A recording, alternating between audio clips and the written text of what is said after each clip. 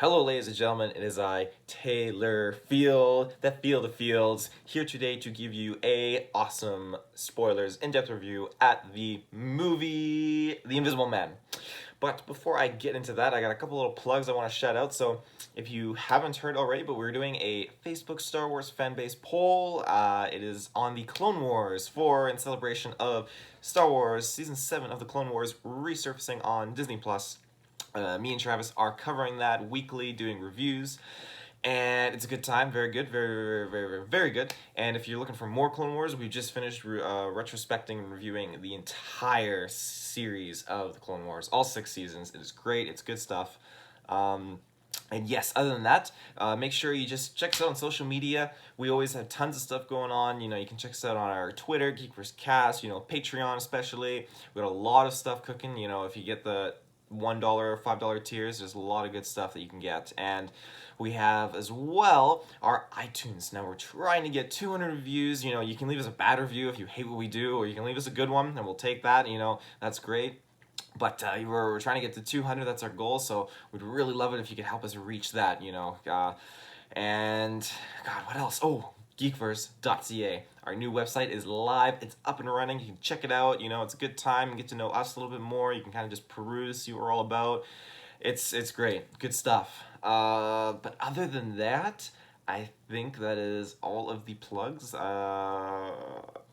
Yeah. So, The Invisible Man. Now, Travis wanted to be here, and he is here in spirit because he has let me use this beautiful Yeti microphone, so not using my horrendous other one, which is definitely not good. So hopefully the quality of this is a little bit better because I'm not using our state-of-the-art Geekverse equipment, because it's just crazy to move all of that over here and yada yada yada.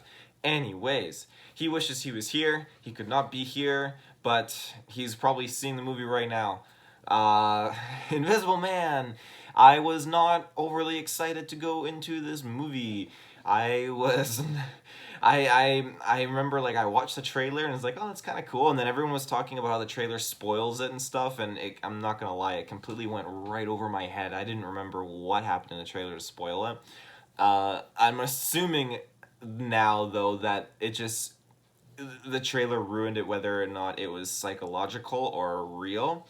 Um, but that being said, after seeing the movie and what the movie was focusing on, I don't feel anymore now that that trailer ruins anything. I feel like, okay, well, the tone of the movie wasn't really supposed to be that, but when you start watching this film in the first, probably like half an hour, it's a clear display of, okay, this is what the movie is about. This is what we're focusing on, and it tackles some very sensitive issues about society and just how certain things in life are, and just the repercussions, and just how to handle certain things. But I can't remember the actress's name, but she's from The Handmaid's Tale, which is a great series as well. Go check that out.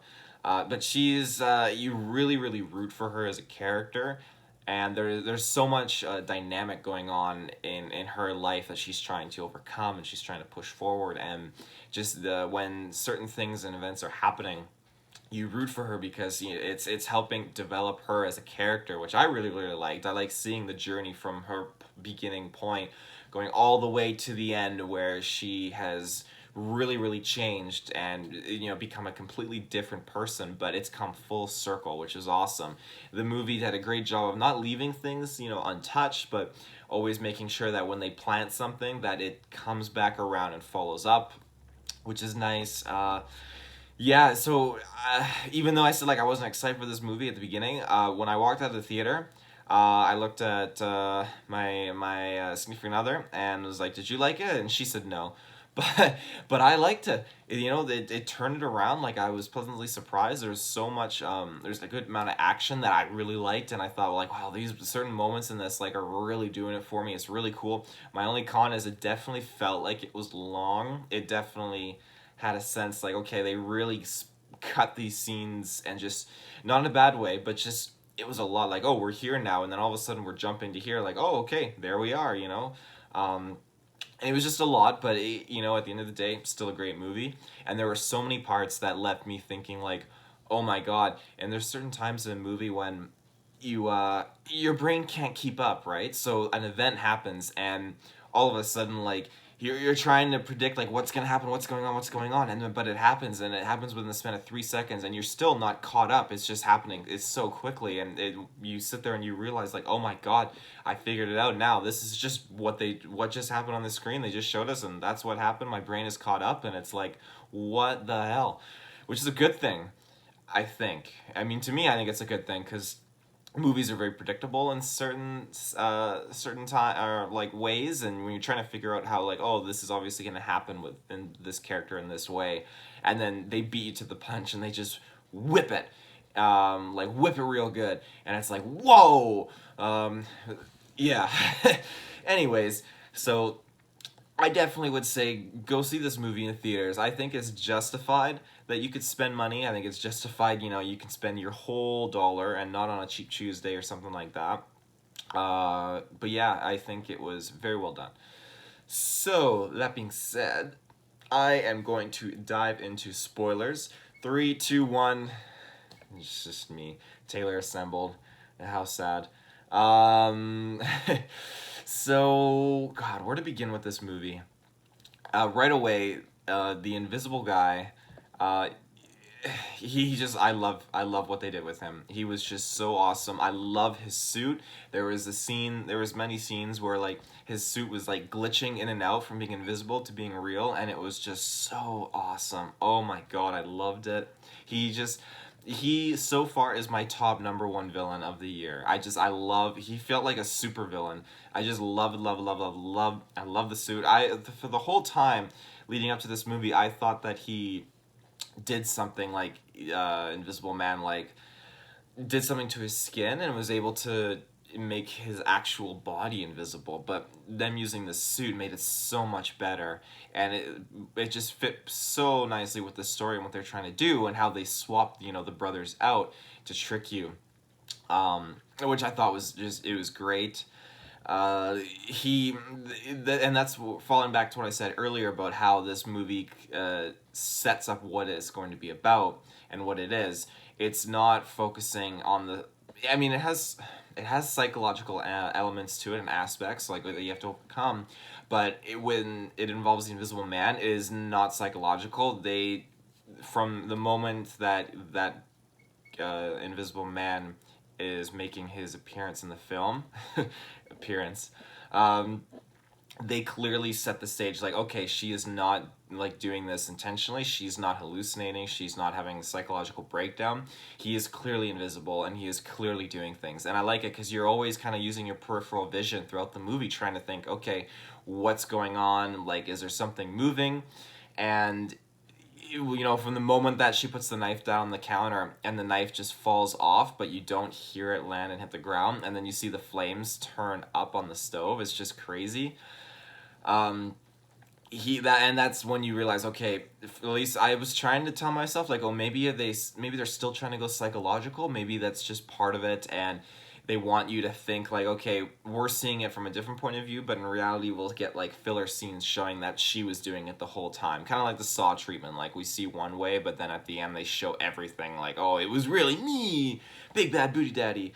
But that being said, like, it just, he just displayed this intense power, and when she's sitting down, and she's like looking at like certain spots of the room, and she senses that someone's there, and it's just freaky because you get those feelings in real life, right? You are sitting in a room like I am now, and you get the sense like, oh my god, there is someone watching me, but I can't see them. And it just goes well, like, because with her character already being so unstable, people obviously aren't going to believe her. I mean, who would believe Invisible Man? But I feel like at the same time she could have handled it a little bit better. She could have just been, oh, um, he was the foremost leading on optics, and he was working on bending light and camera technology that could uh, reverse reflect, all that kind of mumbo jumbo. And that being said, like, I get, like, I understand like where she is only to a certain degree, because she was in a very abusive relationship, and to get your confidence back, to understand, to know what you're thinking and how to like explain and get the words out. I can't imagine like how difficult that would be for her in that situation. But you know, she came together, like she set up a great plan to like escape and get out. And just from the get-go, when you learn how insane this guy is, when she leaves and she gets a good jump on him, and there's a lot of forest around like this beach house property at the beginning of the film, and when she escapes and she's well equipped and she's got everything she needs and she leaves, um he just like it's crazy because the timing was just freaky. She's standing on the road and then you see a car coming, and my first thought is, oh, it's gonna be, you know, her former husband here. And the car pulls up and it's her sister, and the sister's asking questions, which she shouldn't be. She should just see that something's going on and just let her get in the car and just go right away. But she's there, and the sister's like, go, go, go, go. And she's like, what's going on? What's going on? And then you see behind, coming out of the woods, full on Black Panther, Captain America, Wakanda sprint. You know, he is the former husband just running, getting right, smashes on the window, and it's like, come back, what are you doing? What are you doing? You know, and then like smashes the window, because smashing a window with your fist was definitely a great idea. And yeah, they drive off, and he's just absolutely insane. And then he finds out like, oh, because she drops her birth control or drugs or some kind of medication, and he looks at it, and it's just this whole like setup. Like apparently like you learn that he knew she was taking birth control because she didn't want to have his child, which is totally understandable. The guy is a complete psychopath.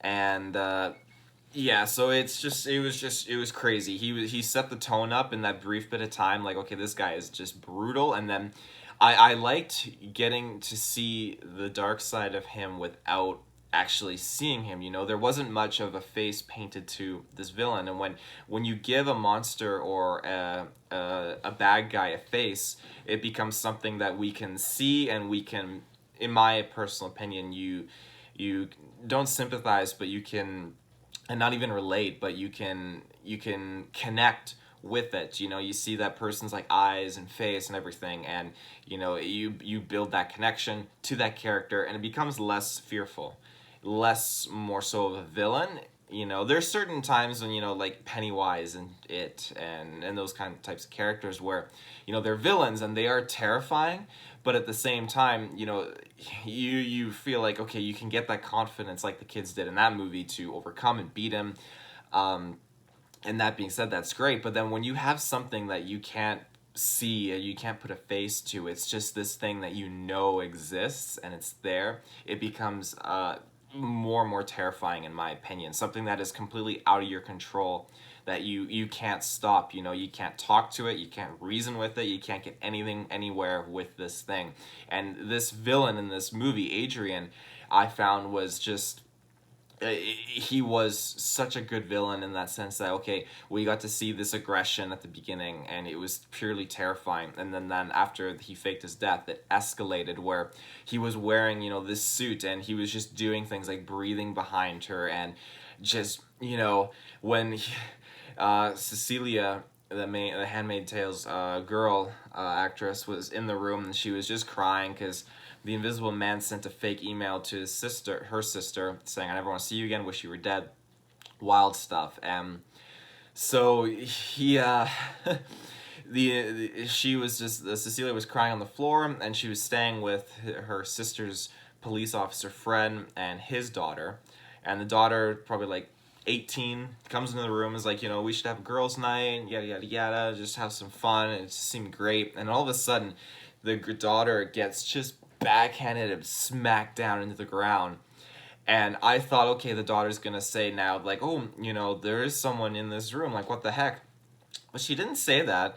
She immediately screamed out and accused of Cecilia doing it. And I just, like, I don't know, like, if I was crying on the ground and, you know, this like 19-year-old like man came into the room of the place I was staying at because I was emotionally compromised, and I was just crying up and like curl up on the ground, and he's like, hey, how we have a night with the boys, you know, we crack a cold one open with the boys, we turn on the Xbox, you know, play some Call of Duty, have a good time, and I would have been like, oh, that sounds really good, but no, and bam, hit you into the ground. Like I don't know, just I get like the daughter wasn't able to properly come to that realization at the time because of things, but me personally, like if I was the one who got hit, I guess in the roles reverse, I would have thought like, okay, there's no way you just did that, especially because there's plenty of room between us as there was in the movie. But yeah, I guess just one of those instances where it happens and you don't have time to properly think or process because you were just piled, drived into the ground a little bit. But he this is again the Invisible Man is severing these connections with that Cecilia has with anyone close and isolating her, making her feel weak and vulnerable, so that she would go back to him, which was the plan all along. And the brother of him, of Adrian, the Invisible Man, you learn like, okay, he is in on it. This is all part of their plan together, and just Adrian is just a controlling psychopath. Um, that again, that leads further into the fact that when I believe it was after that hit moment on the daughter, they leave and Cecilia is alone in the house now, and she sprinkles coffee everywhere and she's trying to hide, and then she gets the idea to call Adrian's phone, and then she hears it vibrating in the attic, so she goes on up there, and it's this whole suspense, very like this the whole sequence is filled with suspense. It's so suspenseful, and she goes up there and you're just waiting for something to happen, but she finds all of this like evidence because she finds her portfolio book that she lost because she went to a job interview and it was all of a sudden gone, and the guy, Invisible Man, you learn like drugged her and had there's periods of her having blackouts and just absolutely bonkers. And so but she finds all of this evidence up there, and when she turns around, she's hearing noises downstairs, and so I didn't expect this. She gets to the top because she's in the attic. She gets to that little square compartment where she sees like the ladder, and she doesn't see anything. And it happened so quickly that she just grabbed a paint bucket and threw it down the stairs, and it splashes all over the Invisible Man. And that's when you get like the first proper kind of glimpse at the suit and what it is. And it was just absolutely terrifying because he was right there looking at her, and it was so freaky. And but that's great. Like at that moment again, like that for me, that reaffirmed like, okay, yeah, again, this is definitely not psychological. He was really there. And this is like a tech-based suit, which was again not what I was expecting, but I loved it. It looks so supervillain-like. Um, but she then pursued after him. He washed the paint off, and he was invisible again. And huge credit to her on having like the ability to like pull this off and act, because I don't know how you, yeah, in certain situations, like I guess like when you're working with CGI and everything, they have certain props you can interact with and that. But I don't know how they did it with an invisible character. But she was just struggling and fighting when he was pinning her on the ground, and he's invisible, and she's smashing plates on him, and it was so well done. The full fight, like I love the choreography of it. I love the dynamic and the action behind it. It was crazy. Uh, but yeah, she manages to get away, and she flees, and then she goes to her old place where Adrian used to live, and goes into the basement, finds the other invisible suit, and that's when it's realized, like she activates it and decloaks it, and it's like, wow, okay, this suit is high tech. She ends up hiding it, and I don't know, it's just, I'm assuming it was the two brothers swapping suits at this point, because I don't know how the freaking Invisible Man got from where he was to her that quick, and how he knew where she was going too. It's just I don't get how the quickness was there. Um, in between all these scenes too, there's a lot of jump scares, which I know my significant other, she didn't appreciate that, because, and I don't either. I feel like it is kind of like sometimes a cheap cop out where you have to rely on that. The music and the sound was definitely brilliant, but maybe a little too loud in the theaters. Uh, but yeah, that after she was at the house, then she goes off and she tries meeting with her sister again, and they meet in a public place. I don't know how the Invisible Man knew where to go, but she's there, and she starts talking and telling the sister what's going on. And I thought, okay, well, now the sister after this is going to get in her car, and she's going to get into a car accident and die, because the Invisible Man is going to cut the brake line or hide in the car and like choke her or something like that. I was not expecting the quickness. Now you get that split 2 seconds where the sister is like, her face changes, and then in behind her, Cecilia, you see this knife floating there, and you're trying to process like what's going on really quick, and you can quickly get to the realization that, oh, this is just gonna die here. And the speed of it is this knife instantly swinging across the sister's throat and then being slammed into Cecilia's hand, and she's sitting there holding this knife now, can't even comprehend what she just saw.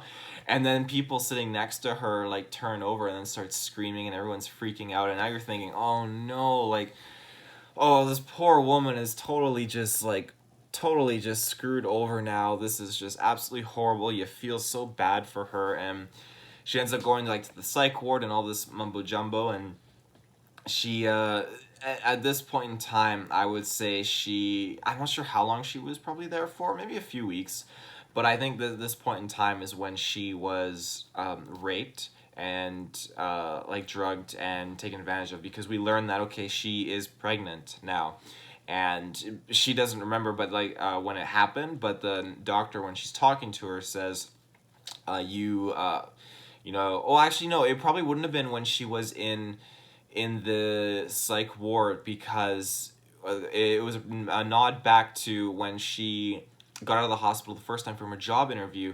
Then you learn that the doctor on the phone says, you know, it'd be good best to speak in person about your test results because there's something else you need to know. And that's when you actually find out that or it's a call backwards to the fact that she was pregnant, because she's told later on in the psych ward that, didn't the doctor talk with you about this because you are pregnant. So that had happened so beforehand, so she still would have been staying at the cop's house before any of this stuff got really, really crazy and over the top. So she would have been raped in that setting and that scenario, and then because then that narrows it down to being about a month over the span of events. Yeah, so but I guess it would be about a month. Yeah, because it was 2 weeks after she the beginning of the movie starts and she left him, and that was 2 weeks later in the time jump, and then we get into her just kind of like him faking his death and that whole dynamic.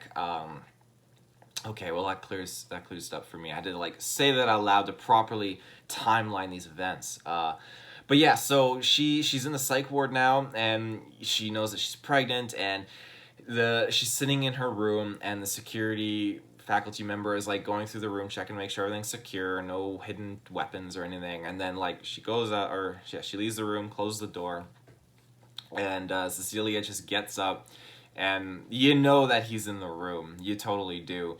She gets up and she goes and she pulls a pen off the top of the ceiling that she hid there, and she goes into the shower, turns the shower on, and then I wasn't sure she was actually like, I kind of turned my head, because I think when you stab someone in the wrists or cut the wrists, it's hard for me to watch that kind of thing. And so she has the pen and she's stabbing herself in the wrist, and it looks like she's trying to commit suicide, but she's doing it to bait Adrian. And Adrian, you see like her wrist get grabbed, and then she like stabs him with the pen once, and then stabs him again, enough to make his suit glitch.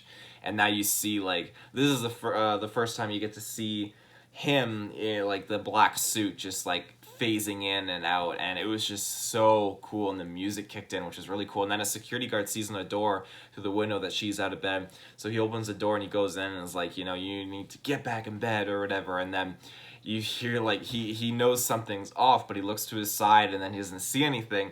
And then the glitch, he just glitches in, and then the security guard pulls out his like taser, and the Invisible Man like jabs a taser on his neck and is like electrocuting him or whatever, and he goes unconscious. And then she runs out, and 2 more security guards come out, and these security guards, they were actually like really, really nice. All of them were, all like probably like 20 to 30 security guards we encounter. They were all really, really nice, and they all knew Cecilia by name. They were all super friendly.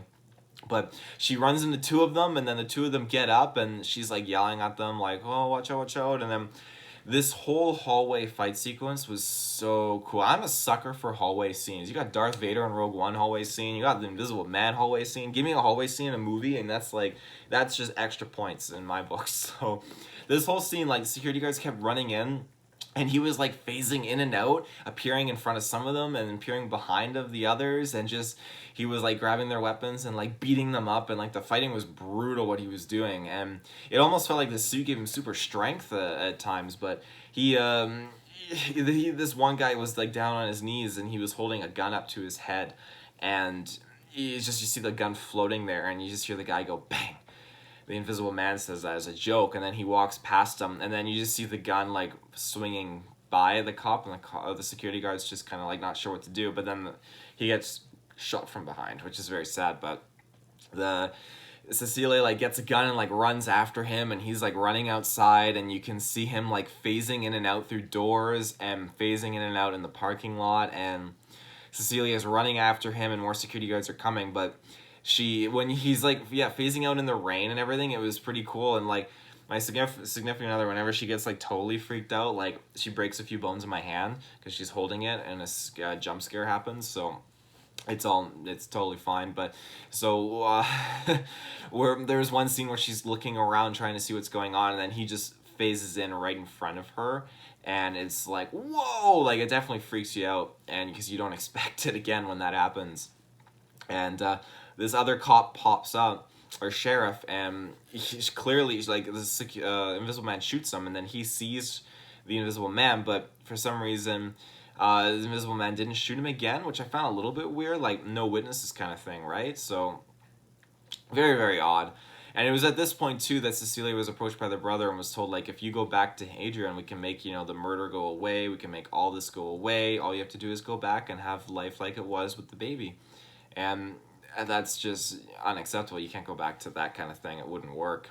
But that there is, they tried to trick you and make you think that, at least to me, that Adrian, because you realize he was kidnapped and he was hidden in this basement when the brother was actually wearing the suit the whole time. And they want you to think that Adrian was actually like good and changed and everything. And it kind of is a bit of a takeaway, because when the brother in this says to her when she's being interviewed at the psych ward, there's another option. You can go back to Adrian and you can have the baby and everything will be like it was. That to me confirms that, okay, Adrian and the brother are both in on this. And even then, the brother said, like, we'll be watching you, implying Adrian and him will be watching Cecilia. So I feel like the what they were building for didn't really make sense, why they were trying to lead up to, the fact that, oh, Adrian maybe changed and maybe a good guy, maybe it was the brother the whole time. I didn't buy that, and didn't make sense, but they revealed it sooner than later, so it's fine, it's whatever. But yeah, so she pursues him, and then she is made aware that, okay, the Invisible Man's running off to go and kill the girl of the cop friend that let Cecilia stay there. And you really root for him, but he got his ass handed to him by the Invisible Man. I don't blame him. When you're like getting hit and you're in a fight, you can kind of brace yourself for which spot you're gonna get hit in. But when you don't know where these punches are coming from, you're gonna get hurt really badly. Your body can't brace for it.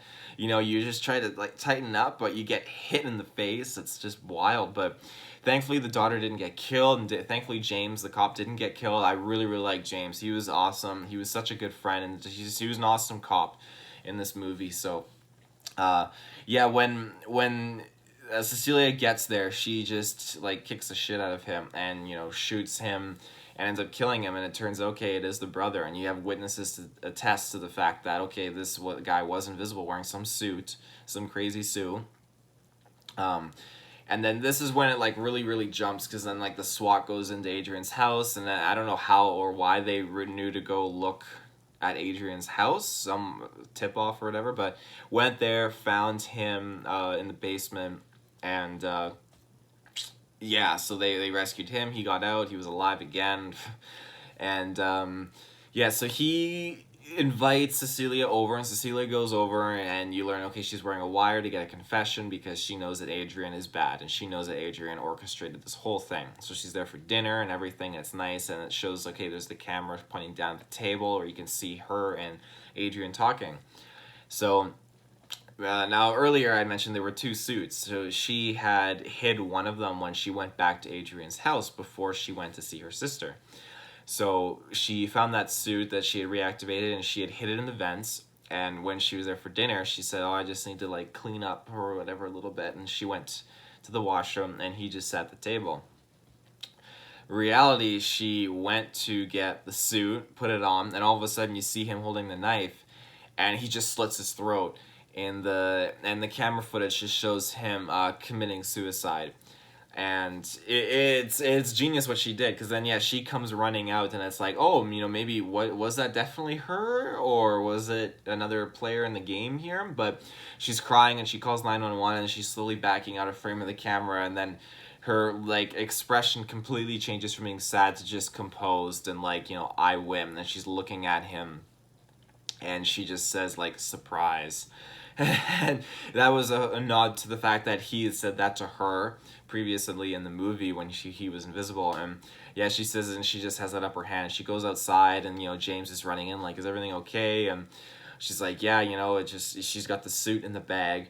And James acknowledges the fact that, okay, yeah, to me, like, yeah, he committed suicide. And that's kind of where it ends. And she goes off, and that's what I like. She became this frail, intense, like, woman that couldn't even go outside to the mailbox, barely. But now she has changed into this person that is, confident, and just is able to be a strong, independent person. I think it was awesome, the justice and the progression of her character, and everything she went through, she was able to still come out on top as a stronger person and not be broken. She knew what she knew, and she believed in it, even though other people did not. And she stuck to it, and it proved to be good. And in the end, because she was able to get out of jail, she was able to clear her name, and she was able to change so much.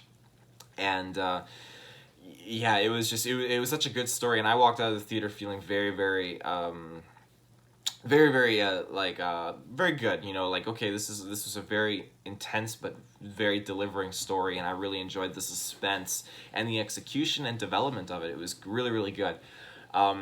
It's funny because when we got into the theater, actually, they had these horrible like white LED lights, like the kind that are gonna run you off the road type. When you're driving in the middle of the night and you see that car coming, and it's like, oh my god, I can't see anything. Am I even on the road still?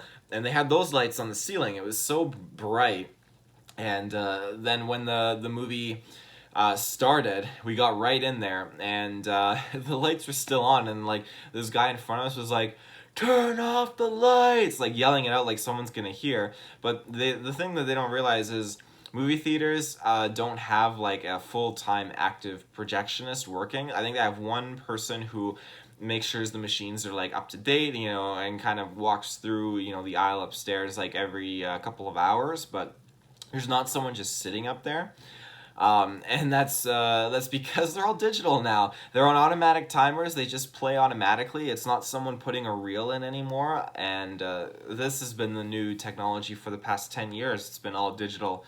So this guy in the front seat was like, turn the lights off. And then this woman behind us was like, turn the lights off. And they were just screaming it, and the movie started, and we're trying to, like, it never fails. Whenever I have to do a solo review, and I go into these movies, there's always some crazy thing that happens. I don't know what it is. It's like signature Taylor experience at the theater. The only other time something crazy has happened when I'm with other people is when I went to see Jigsaw, and the guy next to me was like, and he was like drinking his thing, and he was texting on his phone the whole time, like horrendous experience. And then the other time was in the Lego Movie 2, when I didn't lock eyes with the woman next to me, but her child needed maybe a diaper on or something, because I pulled my shirt up over my nose and I was making eye contact with Travis, and he knew what I was freaking out about. But the kid, I don't know if the mom was in denial about it, but I knew she could smell it too. But that little boy was just absolutely reeking on another level. Like, oh my god. Now, there's nothing wrong with that. When you gotta go. But like I said during that review, if that was me and my kid, I'd be like, son, you gotta stop. There's no way we can do this. But there's always something going on in the theater. It's never a dull moment in the movie theater. There's always something crazy happening. But yeah, what are you gonna do? So this movie, though, Invisible Man, I would give this a solid, I'd give it maybe a 7.5 out of 10. I could do an 8, but talking about it made me realize there were a lot of things that just a lot of like issues. Like I didn't like certain contradictions, and again, I felt like it was really really long, which kind of docks points for me. And again, I felt like, okay, they wanted to surprise you with Adrian maybe being a good guy, but they kind of revealed it early on to me with the brother that, okay, that dialogue and conversation proves that he is not innocent. And uh, yeah, I mean, again, like just kind of using like jump scare moments too. I didn't really like how they used that heavily. So those are probably my only like three dockings on this movie. But other than that, it's great. I love the score. I love the story. I love the characters. I love the development. And again, the like Adrian Invisible Man, probably my number one villain of the year at this point. I just think he was awesome. I love that dynamic. I love the villainous suit that he had. Like it was just fantastic. And I think, if you're into like this kind of like progression, character development, and just the mystery and like using peripheral vision and looking around like corners of your eyes kind of thing, I think you would like this movie. I think it was definitely it delivered what you aren't expecting and has a lot of surprises in it. So yeah, that being said, that's all I got. So we'll clock it here, and I hope you enjoyed this review episode, ladies and gentlemen. We have a lot more content coming your way. We got newscasts coming up. We got more Love Is Blind coverage because, Mark is blind. And yeah, so until next time, I am Taylor, and I will see you in the search bar. Have a good one.